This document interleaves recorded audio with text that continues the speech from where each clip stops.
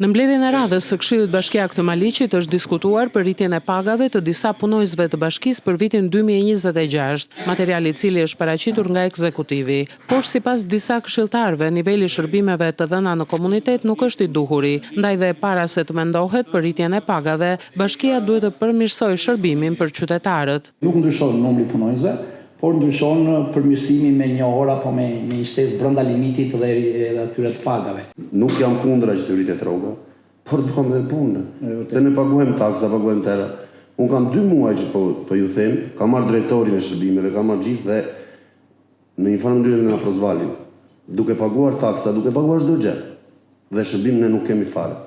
Kryebashkiaku i Maliqit është dakordsuar në lidhje me shqetësimin për rritjen e kërkesës së llogarisë ndaj punonjësve, por nga ana tjetër bëri edhe një apel për qytetarët, që të jenë më bashkëpunues dhe të mos e presin gjithçka vetëm nga bashkia.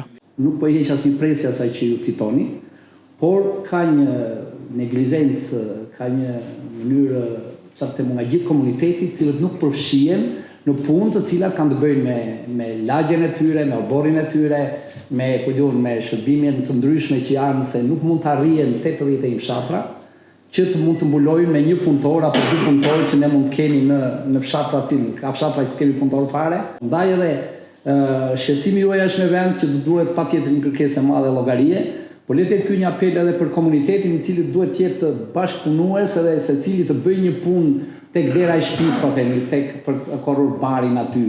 Jo çdo gjë pritet nga ne. Në mbledhjen e Këshillit Bashkiak të Maliqit janë diskutuar dhe miratuar edhe të tjera pika të rendit të ditës.